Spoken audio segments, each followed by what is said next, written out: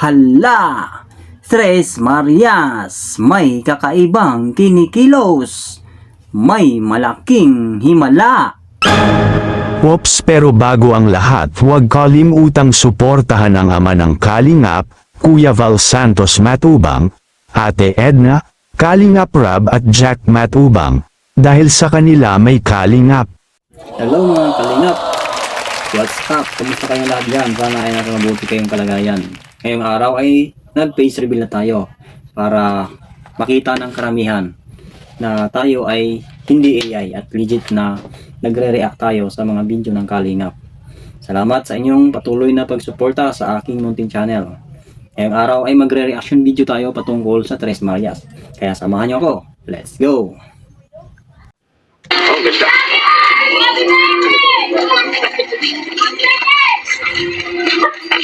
Ganda talaga. Sumaan lang ako. Tara.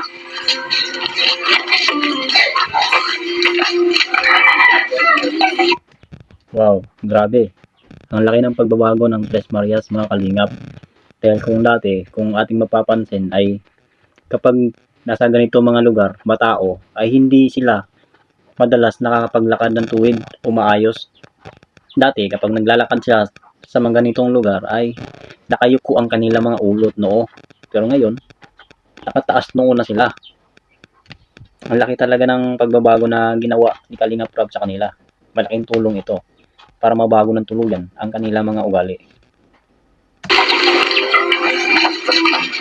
Ang yaman eh. Boss, ano tayo maglalaba, boss? Maglalaba? Sige na, ikaw tayo. Gusto mo na, ikaw na. Bakit mo ito eh? Oo. Bakit mo ito na eh? Kami ang bisita mo nga. Grabe.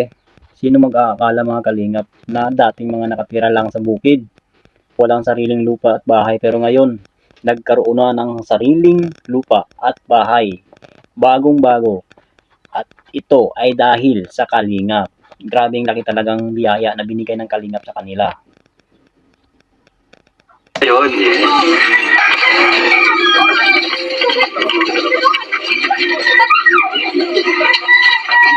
may pasok natin mga gamit, mga beshi. May pasok natin sa labas.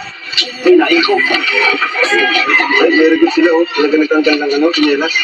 Kaya, nagtanggal tayo. Oo, nagtanggal tayo. Dito naman dito pwede. Wow, may ano na sila, may isip na sila. May marunong na sila mag-isip ng mga common sense. Kasi sa kanilang bahay, kung ating maalala dati, pinapasok na talaga yung mga tsinelas at inaakyat nila doon sa sa loob. Iba na dito kasi nakakaramdam na sila ng kailangan malinis sila sa kanilang bahay, ganun. Baka anong sabihin ng ibang tao kapag nakita sila.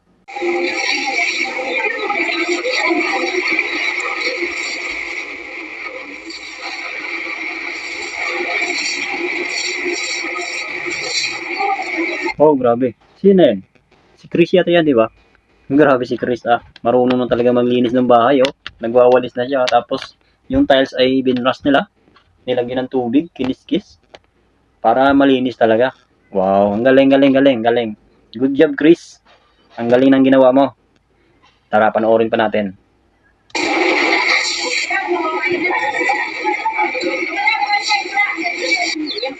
Hindi po kami. Ito naman. Ito yung may kumakalat na fake news dahil nga may isang page sa Facebook na iba-iba yung ginagawang news para lang makahatak ng views. Pero tayo, hindi tayo gumagawa ng ganun kasi alam naman natin na hindi maganda kapag gumawa ka ng pangit. Di ba? Tara, panoorin pa natin yung karugtong nito. Ay, yung mga ba nakita niyo sa caption yung sa teleserye, mga idol ang kapitbahay, tapos raipes, hindi ka naglakman kasi nakakagba. Hindi po sa amin yan. Hindi po sa amin yan. Apektado ang apektado ang Bigpis po yun. sabi na, report na nga namin kayo barangay, kaya nakausapin na pa yung Hindi naman po sa amin yan. Yung Kalingap sila rin, hindi po yun sa amin. Hindi naman po kami nagawa ng... Para naman po may nahingit sa lugar nyo, tapos magagano. wala na dito yan, wala na ititira dito. Yung pinilita, hindi sa pinilita. So, hindi na dito yung dadamay ang pako dito. Ayun. Masasabi natin dyan, hindi talaga maganda yung ganun na may mangyayari talagang mga bali-balita na hindi naman totoo o kaya fake news ipapakalat para lang magkaroon ng mga views at sumikat sa social media, di ba? Para lang makahatak ng mga views. Hindi naman maganda yun kasi masisira naman yung imahe ng gumagawa ng maayos. Katulad ng ginagawa ng ng Team Kalingap, ganun. Eh, yung iba naman, may gumagawa ng kalokohan. Kaya hindi talaga maganda yung ganun. Panoorin pa natin yung karugtong nito.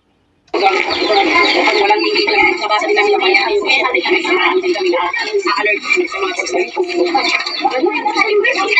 Ano ko eh, binasa daw ko, walang mawasa. Kung naglalaro ang mga bata, hindi man po talaga naglalaro.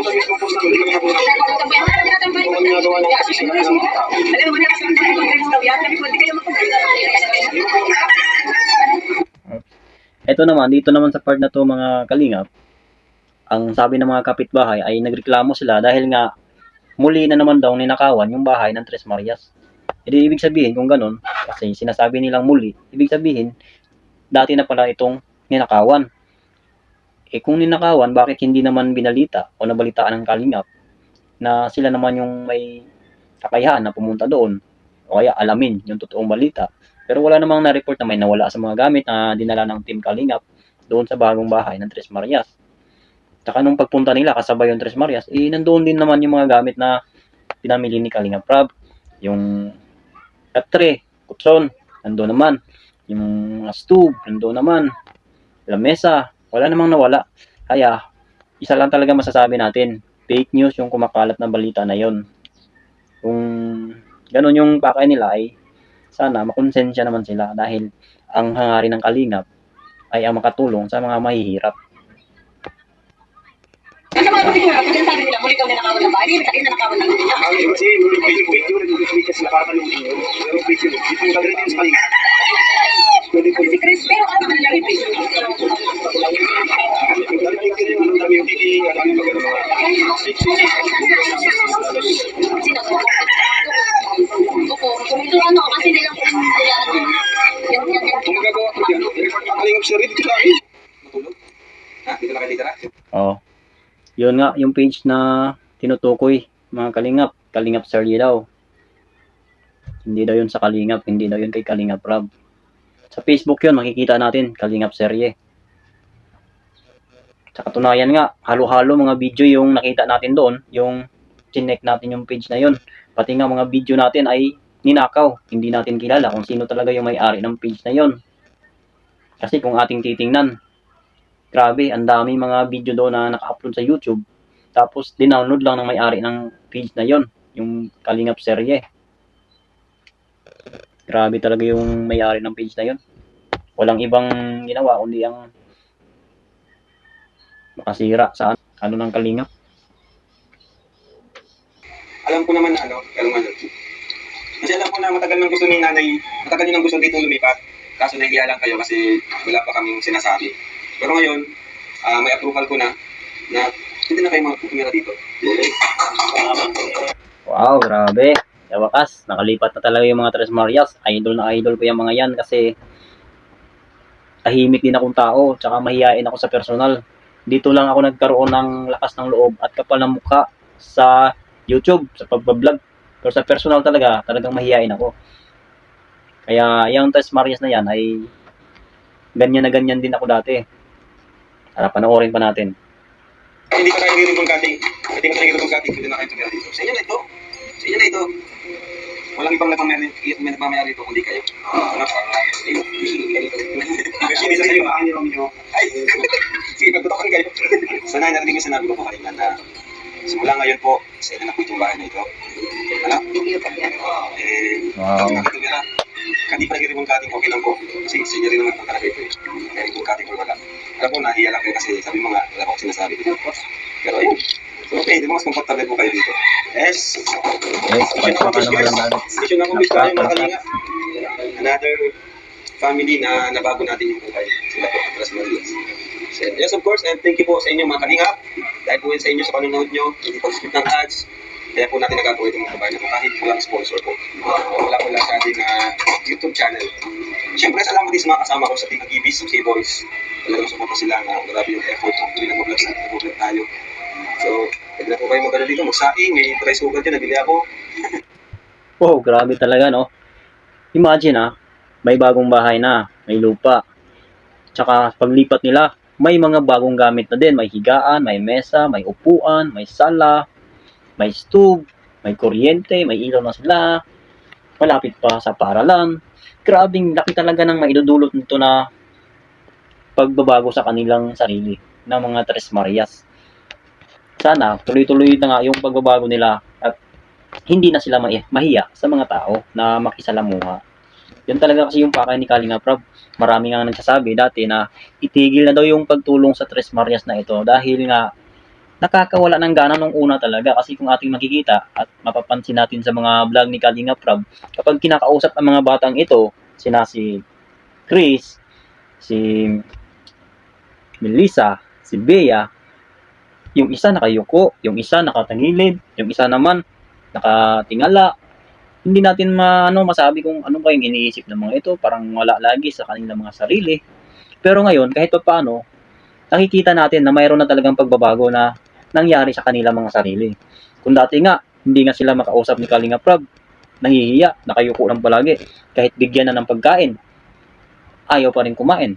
Pero ngayon, kita natin, medyo nakakasabay-sabay na din sila. Hindi nga lang masyadong kagaya ng ibang tao na palabiro, madaldal, pero at least kahit pa paano may pagbabago sa kanilang mga sarili. Kaya support ako dito sa ginawang pagtulong ni Kalinga Prab dahil hindi siya sumuko talaga. Nung una pa lang, grabing hirap na kanilang pinagdaanan para lang matulungan itong Tres Marias na ito. Kaya hanggang dito lang. Maraming salamat sa inyong pagtangkilik, mga Kalingap. Thank you sa inyong suporta. Signing out.